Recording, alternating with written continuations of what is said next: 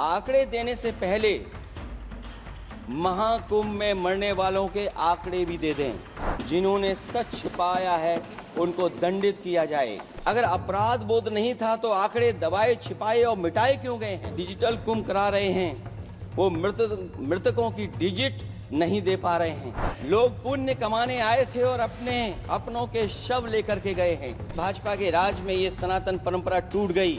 पहले सरकार ने संत समाज को शाही स्नान रद्द करने का आदेश दिया, जिससे अनादिकाल की सनातन परंपरा टूटी। उन सबको उठाया गया जेसीबी मशीन से, ट्रैक्टर की ट्रॉली से, उनसे उठा करके कहां फेंका कोई नहीं जानता। हमारे उत्तर प्रदेश के मुख्यमंत्री जी ने शोक नहीं प्रकट किया था। कहीं ऐसा तो नहीं है कि सरकार के डबल इंजन आपस में ही टकरा रहे हों? अगर ये बात गलत है तो मैं रिजाइन आपको देना चाहता हूं। महामहिम राष्ट्रपति जी के अभिभाषण पर धन्यवाद प्रस्ताव पर चर्चा। माननीय अखिलेश यादव जी।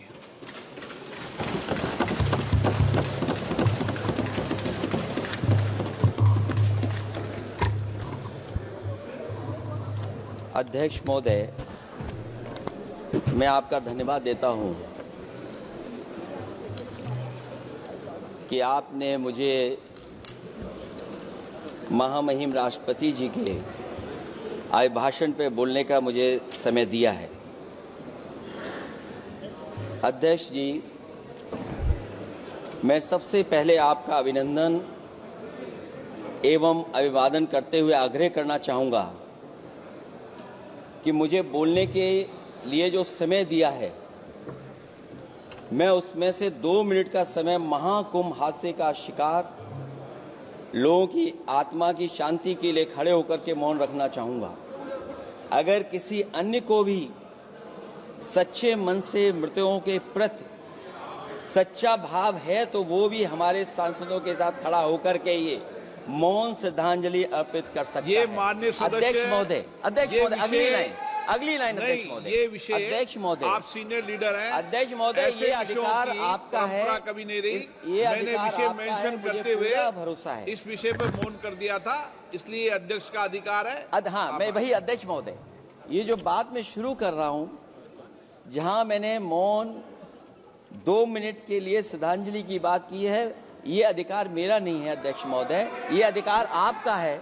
मुझे पूरा भरोसा है आप पर कि जब अभिभाषण की चर्चा खत्म हो रही होगी उस समय 2 मिनट का मौन श्रद्धांजलि जरूर दी जाए जो श्रद्धालुओं की जान गई है। नहीं अध्यक्ष महोदय, नहीं अभी 1 मिनट आप लोग कुछ मत बोलो। नहीं कुछ नहीं। अध्यक्ष महोदय, अभी तो अध्यक्ष महोदय मैंने बात शुरू नहीं की है, और जिन लोगों को तकलीफ है और जिनको दुख होना चाहिए उनके बारे में मैं, हालांकि वो बाद में कहना चाहता था महाकुंभ के बारे में, लेकिन अध्यक्ष महोदय क्योंकि बहुत सारे माननीय सदस्य ये सुन नहीं सकते हैं, इसलिए मैं बात वहीं से शुरू करता हूं। आप देश के परम अभिभावक होने के नाते हमारा आपसे अनुरोध है कि जहां सरकार बजट के आंकड़े लगातार दे रही है, और जब मैंने अभिभाषण पढ़ा अध्यक्ष महोदय, बहुत सारे आंकड़े सरकार ने दिए हैं। आंकड़े देने से पहले महाकुंभ में मरने वालों के आंकड़े भी दे दें। महाकुंभ की व्यवस्था के बारे में स्पष्टीकरण देने के लिए मेरी मांग अध्यक्ष महोदय, सर्वदलीय बैठक बुलाई जानी चाहिए। महाकुंभ आपदा प्रबंधन व खोया पाया केंद्र की जिम्मेदारी सेना को दी जाए। महाकुंभ हादसे के शिकार लोगों की मृत्यु, घायलों का इलाज, दवाइयों, डॉक्टर, भोजन पानी, परिवहन की उपलब्धता का आंकड़ा संसद में पेश किया जाए। महाकुंभ हादसे के लिए जिम्मेदार लोगों पर, महाकुंभ हादसे के लिए जिम्मेदार लोगों पर घोर दंडात्मक कार्रवाई हो, जिन्होंने सच छिपाया है उनको दंडित किया जाए। अध्यक्ष महोदय, हम डबल इंजन की सरकार से पूछते हैं, अगर अपराध बोध नहीं था तो आंकड़े दबाए, छिपाए और मिटाए क्यों गए हैं? सच छिपाना और मिटाना भी तो अपराध है। इसका दंड कौन भुगतेगा? अध्यक्ष महोदय, जहां इंतजाम होना चाहिए था वहां प्रचार हो रहा था। एक धार्मिक समागम में डबल इंजन का राजनीतिक प्रचार अशोभनीय है, निंदनीय है। इतने बड़े हादसे के बाद कम से कम अब तो वो होर्डिंग उतरवा देना चाहिए। अध्यक्ष महोदय, महाकुंभ की जो तैयारी हुई, जो हम लोगों ने जाना वहां पर, महाकुंभ न केवल 144 साल के लिए ये कहा गया, बल्कि ये भी कहा गया कि पहली बार धरती पर इस तरह का डिजिटल और जो आधुनिक चीजें हैं, टेक्नोलॉजी, उसका इस्तेमाल कर करके महाकुंभ होने जा रहा है। सीसीटीवी, ड्रोन, लाइव स्ट्रीमिंग के आधार पर जिनका दावा था कि वो डिजिटल कुंभ करा रहे हैं, वो मृतकों की डिजिट नहीं दे पा रहे हैं। एक तरफ तो जो लोग डिजिटल डिजिटल डिजिटल अध्यक्ष महोदय कहने को थकते नहीं हैं, लेकिन जब कुंभ में इतना बड़ा हादसा हो गया है तो यही सरकार डिजिट नहीं दे पा रही है।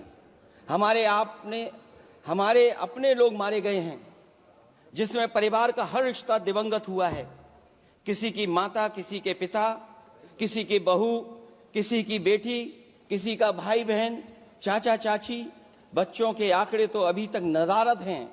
खोया पाया केंद्र ही लोगों को तो नहीं मिल रहा है। जो खोया पाया केंद्र था उसको भी लोग पा नहीं पा रहे, ढूंढ नहीं पा रहे। अध्यक्ष महोदय, कुंभ कोई पहली बार नहीं हो रहा है। कुंभ का आयोजन सदियों से होता आया है। हमारे पौराणिक और हमारे इतिहास के दस्तावेज ये बताते हैं कि समय समय पे जो भी सरकारें रही होंगी, जिसका भी राज रहा होगा अध्यक्ष महोदय, उसने महाकुंभ या इस तरह के कुंभ का आयोजन किया है। एक तरफ तो वो कि जो 144 साल बाद महाकुंभ होने जा रहा है, उसका इतना प्रचार किया। और मैंने तो कई टीवी इंटरव्यूज में, कई समाचार चैनलों पर ये बात सुनने में आई और सुनते रहे हम लोग कि सरकार ने 100 करोड़ लोगों के आने का इंतजाम किया है। और अगर 100 करोड़, अध्यक्ष महोदय, अगर ये बात गलत है तो मैं रिजाइन आपको देना चाहता हूं। अगर अध्यक्ष महोदय, ये माननीय सदस्य लोग अगर ये नहीं सुन पा रहे हैं तो मैं इनको एक एक को, आप नहीं गए स्नान करने, आप स्नान करने नहीं गए, इसीलिए इस तरह की भाषा का इस्तेमाल कर रहे हैं। अध्यक्ष महोदय, ये कहा गया कि 144 वर्ष के बाद ये हो रहा है। जहां तक मेरी समझ और जानकारी कहती है, जो एस्ट्रोनॉमी और एस्ट्रो चीजों को समझते होंगे वो ये स्वीकार करते होंगे, जो भी कुंभ होता होगा वो 144 वर्ष के बाद ही होता होगा। लेकिन ये कहा गया कि नक्षत्र ऐसे हैं। तो मैं अध्यक्ष महोदय सरकार से कहना चाहता हूं कि सतयुग से लेकर के कलयुग तक ये सनातन परंपरा रही है कि संत, महात्मा, साधु समाज मुहूर्त के हिसाब से शाही स्नान करते हैं। उसमें नक्षत्रों के हिसाब से जो सहयोग बनता है वही शाही स्नान का मुहूर्त होता है। लेकिन भाजपा के राज में ये सनातन परंपरा टूट गई। पहले सरकार ने संत समाज को शाही स्नान रद्द करने का आदेश दिया, जिससे अनादिकाल की सनातन परंपरा टूटी। और फिर जब देश भर में ये बात उठाई गई, तो उन्होंने हादसे को छिपाकर फिर से आदेश दिया कि अखाड़े शाही स्नान करने जाएं। इससे सरकार ने पावन मुहूर्त के स्थान पर अपने मनमाने समय पर स्नान कराने का आदेश दिया। बात उस दिन या तिथि की नहीं होती है, बल्कि निश्चित मुहूर्त काल की होती है। ये सनातन परंपरा तोड़कर इन लोगों ने अच्छा नहीं किया। और ये क्या परंपरा टूटी है कि नहीं टूटी है, मैं समझता हूं अध्यक्ष महोदय मुझसे बेहतर सामने वाले ज्यादा जानते होंगे इसके बारे में। और जो लोग अध्यक्ष महोदय जो हम लोगों ने देखा वहां पर लोग पुण्य कमाने आए थे और अपनों के शव लेकर के गए हैं। चमत्कारी करिश्मा तो ये हुआ है, श्रद्धालुओं के शव मिल गए थे, पर सरकार स्नान करने वाले मरने वालों की बात स्वीकार नहीं कर रही थी। और इससे ऊपर ये बात जो वहां पर और हुई, अध्यक्ष महोदय, जब ये जानकारी हो गई कि कुछ लोगों की जान चली गई, लाशें हैं जो मोर्चरी में पड़ी हैं, अस्पताल में पड़ी हैं, उसके बाद सोचिए सरकार क्या कर रही है। अपने सरकारी हेलीकॉप्टर में फूड भर करके फूलों को डालने का काम किया। सोचिए ये हमारी कहां की सनातनी परंपरा है। मैं जानना चाहूंगा सदन के माध्यम से हमारे माननीय सदस्य बताएं कि जहां लाशें पड़ी रही हों, न जाने कितनी चप्पलें पड़ी थीं, न जाने कितनी चप्पलें पड़ी थीं, न जाने कितने कपड़े पड़े थे, महिलाओं की साड़ियां थी, कपड़े थे, लेकिन उनको कैसे उठाया गया? उन सबको उठाया गया जेसीबी मशीन से, ट्रैक्टर की ट्रॉली से। उनसे उठा करके कहां फेंका कोई नहीं जानता, लेकिन जब उनको लगा कि वहां से बदबू आ रही है तो यही सरकार के लोग छिपाने लगे हैं। यही आपका महाकुंभ का आयोजन था। और हर बात को छिपाने के लिए न केवल ये लोग मीडिया का सहारा ले रहे हैं, मीडिया का सहारा लेते लेते सुनने में आया है कुछ दबाव और कुछ स्वीटनर भी दिए जा रहे हैं जिससे उनकी खबरें बाहर ना आ जाएं। और अगर अध्यक्ष मोदी ये बात सब गलत है मेरी, अगर ये बात सब गलत मैं कह रहा हूं, तो अभी तो नेता सदन को अभी भाषण देना है। और मैं ये बात और कहना चाहता हूं, आप अपनी तरफ से जानकारी कर लीजिएगा। हमारे उत्तर प्रदेश के मुख्यमंत्री जी ने शोक नहीं प्रकट किया था।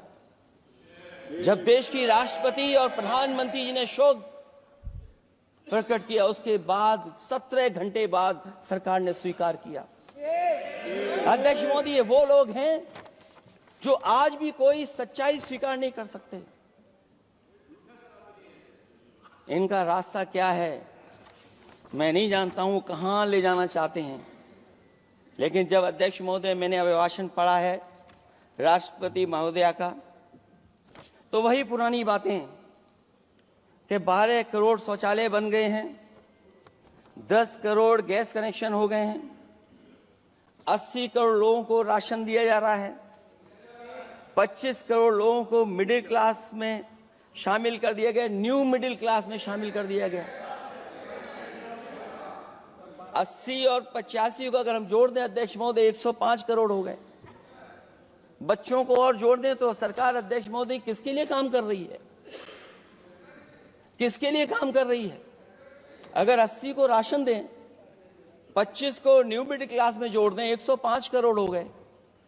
और जो बाकी बचे हैं हमारे देश की आबादी जिसको 140 करोड़ बता रहे हैं, उसमें कम से कम बच्चे कुछ तो संख्या होगी, आधी आबादी की संख्या होगी। अगर उसको हम बाहर निकालें तो आगे आज सरकार किसके लिए काम कर रही है? वही बात पुरानी सुनने को मिलती है कि राष्ट्रीय मिलिट्री स्कूल बन गए हैं, राष्ट्रीय मिलिट्री स्कूल जिनमें बालिकाओं की भर्ती शुरू हो गई है। अध्यक्ष महोदय, ये एक बता दें जो नया इन्होंने 10 साल के अंदर राष्ट्रीय मिलिट्री स्कूल खोला हो। और कंफ्यूज मत होना, राष्ट्रीय मिलिट्री स्कूल कौन से होते हैं, सैनिक स्कूल कौन से होते हैं, ये कंफ्यूज मत होना। 10 साल में सोचिए अध्यक्ष महोदय, एक भी नया राष्ट्रीय मिलिट्री स्कूल नहीं खोला है। अगर खोला हो तो सरकार जरूर बताए। जो लोग कहते हैं हम ईज ऑफ डूइंग रिसर्च कर रहे हैं, अध्यक्ष महोदय, इनकी ईज ऑफ डूइंग रिसर्च हमने देखी है। इनकी ईज ऑफ डूइंग रिसर्च अपनी इमेज चमकाने के लिए और दूसरे की इमेज बर्बाद करने के लिए ईज ऑफ डूइंग रिसर्च चल रही है। ईज ऑफ डूइंग बिजनेस, मैं देखता हूं जहां कहीं भी इन्वेस्टमेंट मीट होती है, देश के सभी मंत्री वहां पहुंच जाते हैं, सरकार के मुखिया भी जाते हैं वहां। मुझे याद है उत्तर प्रदेश में सबसे बड़ा आयोजन हुआ था इन्वेस्टमेंट मीट का। न केवल इन्वेस्टमेंट मीट इन्वेस्टर्स को बुलाया गया था, बल्कि डिफेंस एक्सपो के भी कार्यक्रम कई हुए थे। और अध्यक्ष महोदय, भरोसा ये दिलाया गया था कि जो एमओयू हो रहे हैं 40 लाख करोड़ के, वो उसको जमीन पर उतार लिया जाएगा। मैं इन्हीं डबल इंजन की सरकार से जानना चाहता हूं कि जो 40 लाख करोड़ के एमओयू हुए, उसमें कितना जमीन पर ये सरकार उतार पाई है। कहीं ऐसा तो नहीं है कि सरकार के डबल इंजन आपस में ही टकरा रहे हों। अब तो जो खबरें हम लोग पढ़ते हैं, न केवल इंजन टकरा रहे हैं अध्यक्ष महोदय, अब तो डब्बे भी टकराने लगे हैं। सुना है क्योंकि दिल्ली में चुनाव है, आप इंजीनियर की डब्बा हैं। ये हमारे पुराने माननीय सदस्य हैं, आप हम एक हैं, बस जगह अलग बदल गई। जिस विभाग के मंत्री हैं वो हमारा ही काम है, आप लोग अच्छा नहीं कर रहे हैं। अध्यक्ष महोदय, दिल्ली का चुनाव है तो मैंने राष्ट्रपति जी के अभिभाषण में सुना कि यहां पर मेट्रो की जो दूरी है वो दुगनी कर दी गई है, पटरी दुगनी कर दी गई है, एक्सपेंशन हो गया है इतना। अध्यक्ष महोदय, मैं स्वीकार करता हूं दिल्ली का चुनाव है, एक्सपेंशन की बात करेंगे, लेकिन कभी आपने क्यूटो का नाम सुना है? आपने वेनिस का नाम सुना है? मैं अध्यक्ष महोदय आपके माध्यम से, जिसको क्यूटो बनाने के लिए सपना देखा गया था, 10 साल पूरे हो गए हैं, अभी तक वहां पर मेट्रो की शुरुआत नहीं कर पाए हैं। और अध्यक्ष महोदय, मैं ये बात इसलिए कह रहा हूं, अध्यक्ष महोदय मैं इसलिए बात कह रहा हूं कि जिस समय समाजवादी सरकार थी, जितनी भी मेट्रो आज यूपी में चल रही हैं, सब की सब समाजवादियों की देन है, एक भी आपकी देन नहीं है। और इस समय पर मैं याद करना चाहता हूं, उस समय देश के प्रधानमंत्री मनमोहन सिंह जी को जब मैं पहली बार मुख्यमंत्री बनकर के उनसे मिलने गया था, मैं बहुत सारे उनके काम उत्तर प्रदेश के लेकर के गया था। आज वो हमारे बीच नहीं हैं, लेकिन कम से कम उन्हें इसी बात से याद कर रहे हैं, जो जो मैंने काम उस समय दिए थे, एक एक काम उस समय के प्रधानमंत्री जी ने मेरा पूरा कर करके, और उसका परिणाम ये हुआ है अध्यक्ष महोदय, और उसका परिणाम ये हुआ है कि आज उत्तर प्रदेश में जितनी भी मेट्रो चल रही है, चाहे वो लखनऊ की हो, कानपुर की हो, आगरा की हो, नोएडा की हो, ग्रेटर नोएडा को जोड़ रही हो, दिल्ली को जोड़ रही हो। और अध्यक्ष महोदय, जिस समय उद्घाटन हुआ था दिल्ली से नोएडा को जोड़ने वाली मेट्रो का, उस समय देश के प्रधानमंत्री एक विदेश के बहुत बड़े उनके साथ बैठ करके गए थे उद्घाटन करने। वो अगर किसी ने काम किया था पूरा, तो नोएडा अथॉरिटी और समाजवादी सरकार ने, उसमें आपकी देन कोई नहीं थी। ये बात मैं मेट्रो की इसलिए कर रहा हूं कि जो लोग दिल्ली में मेट्रो बना रहे हैं, वो बनारस में मेट्रो क्यों नहीं बना पा रहे हैं?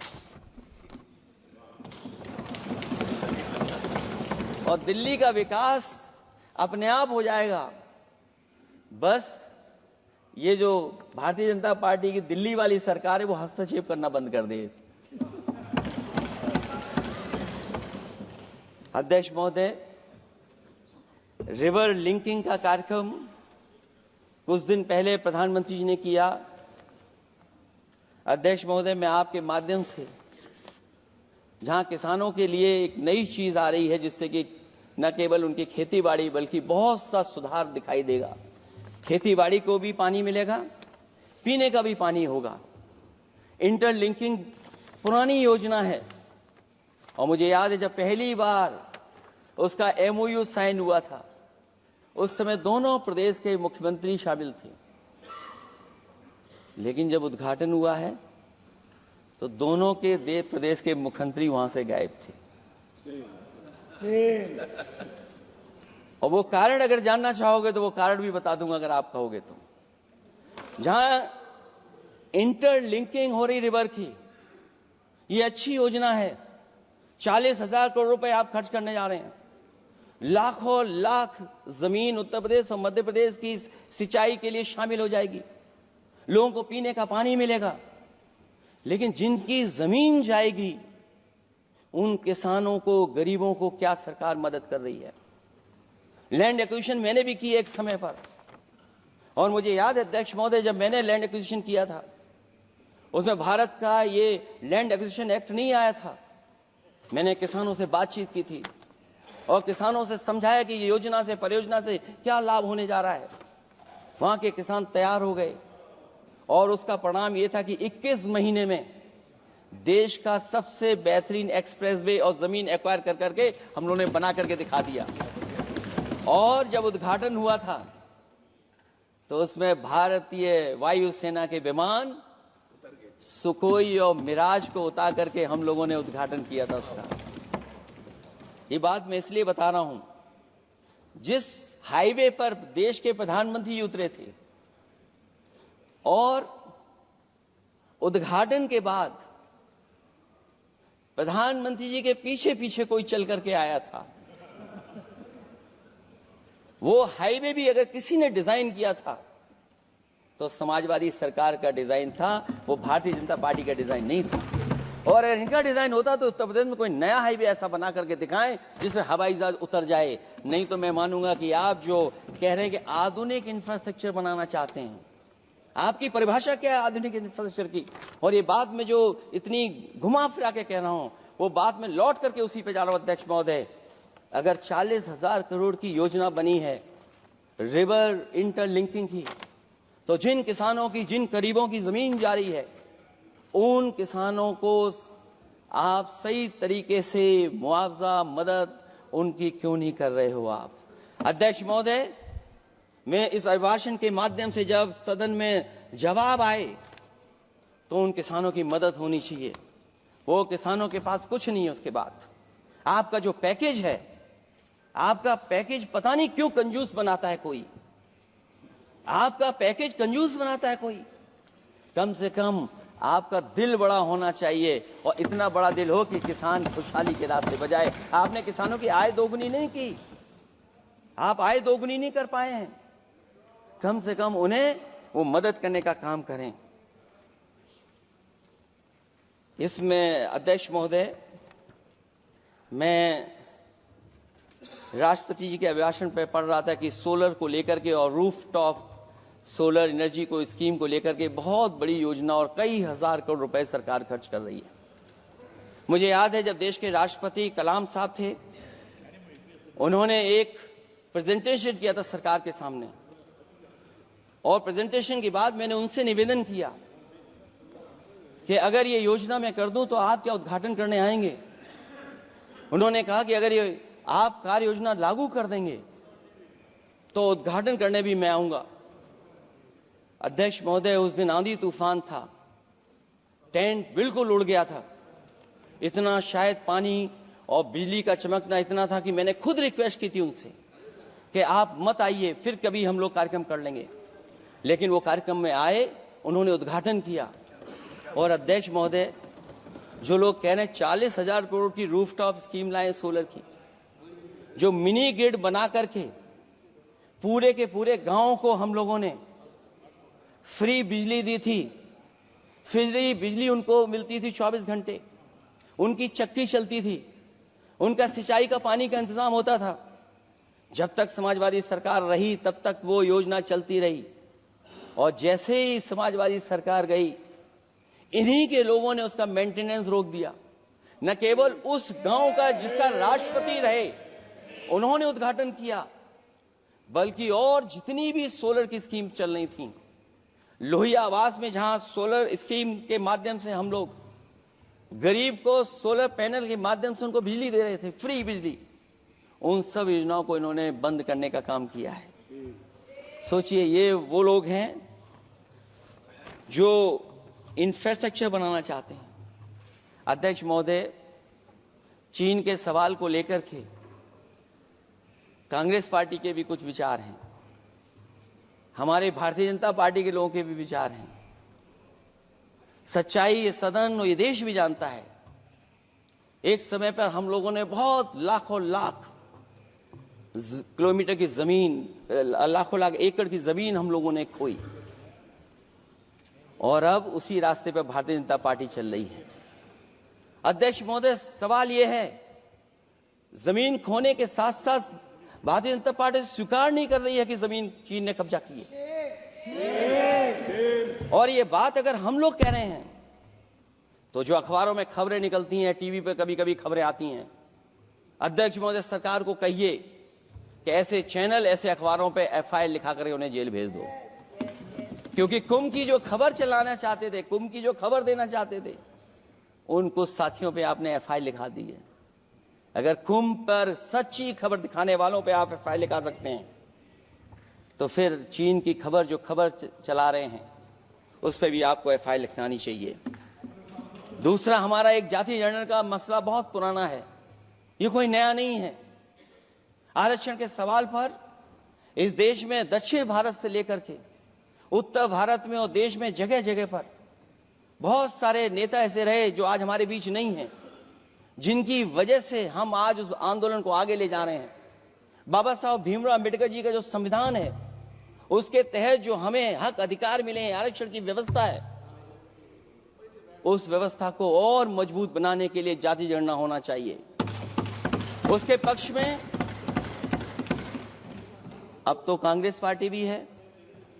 एक समय था जब कांग्रेस पार्टी उस पक्ष में नहीं थी, और अध्यक्ष महोदय, मैं बड़ी जिम्मेदारी के साथ कहना चाहता हूं, अगर उसी समय कांग्रेस पार्टी भी पक्ष में होती तो आज हमें आपके सामने खड़ा नहीं होना पता, मांगना नहीं पड़ता जाति जनगणना। लेकिन अध्यक्ष महोदय, मैं अपने कांग्रेस पार्टी के साथियों से भी कहना चाहूंगा,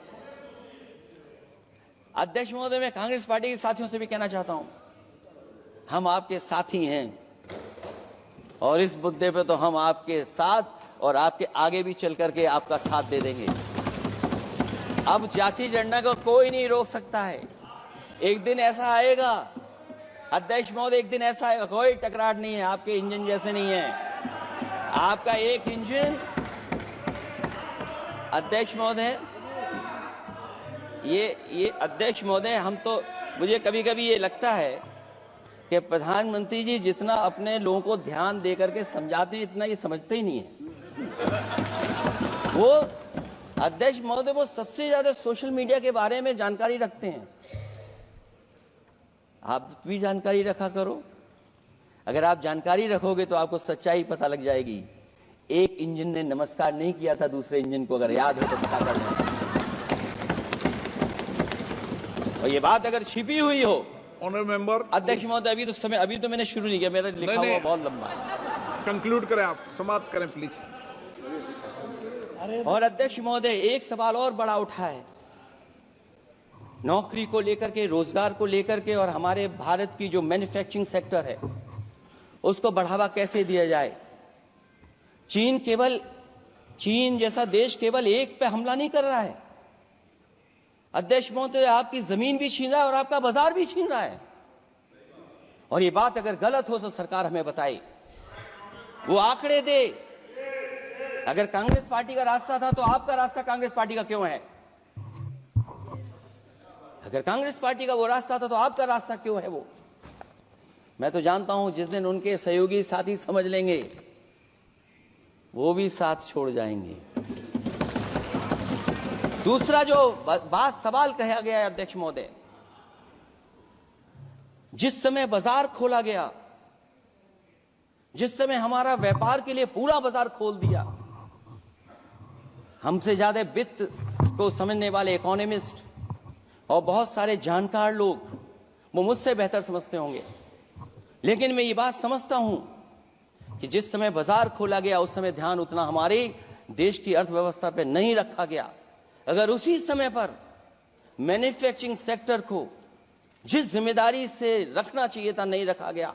अगर उस समय रखा गया होता तो शायद अध्यक्ष महोदय हम लोग चीन से आगे निकल गए होते। आज चीन आगे है, हम लोग पीछे हैं। क्या आप इनको ज्ञान दे रहे हो क्या? अध्यक्ष महोदय अपना रास्ता तो वही है, साइकिल वाला।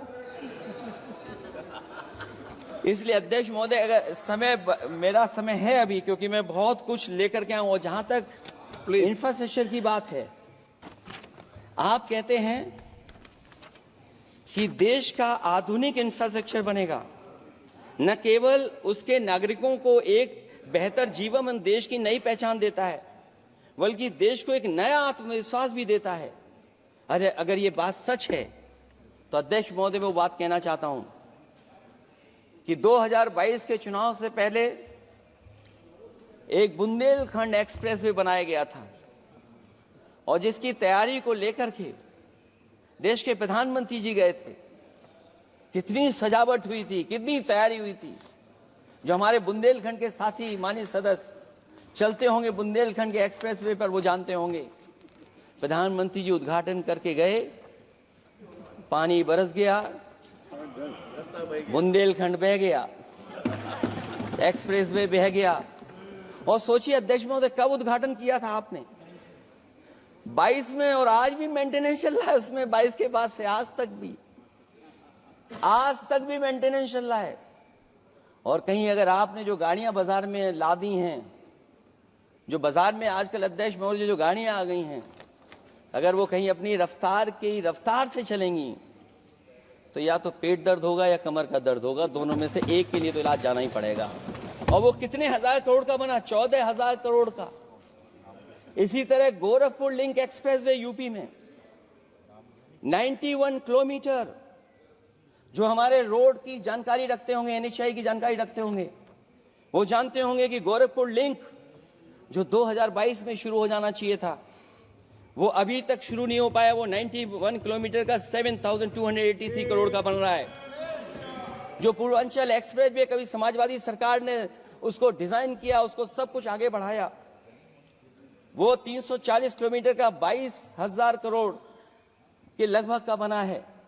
लेकिन जहां तक मैं बना करके छोड़ गया वहां से आगे नहीं बढ़ा।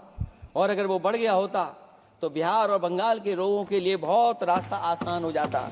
इसी तरह एक गंगा एक्सप्रेस वे बन रहा है, जिसके बारे में सरकार ने ये कहा कि हम कुंभ से पहले शुरू कर देंगे, कुंभ से पहले गंगा एक्सप्रेस वे शुरू हो जाएगा।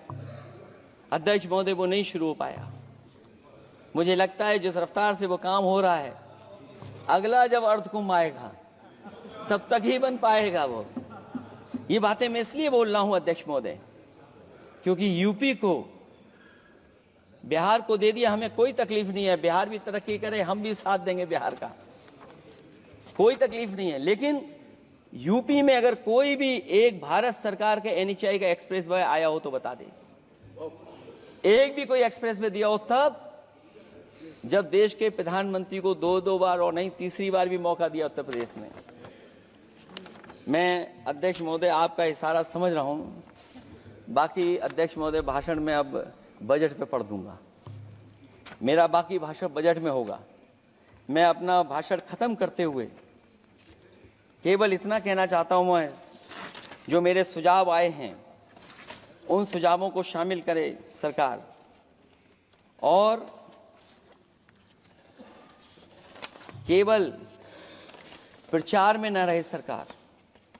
अध्यक्ष महोदय, मैं अपनी बात खत्म करने से पहले जो राष्ट्रपति जी ने कहा है, मैं भी सहमत हूं उससे। मैं उनकी सब लाइनें पढ़ना चाहता हूं। जो राष्ट्रपति महोदया जी ने कहा है, मैं उससे सहमत हूं। हमारा हिंदुस्तान 140 करोड़ आबादी वाला देश है। हमारे यहाँ भिन्न भिन्न राज्य, भिन्न भिन्न क्षेत्र, भिन्न भिन्न भाषाएं हैं, परंतु एक राष्ट्र के रूप में हमारी एक ही पहचान है, हिंदुस्तान।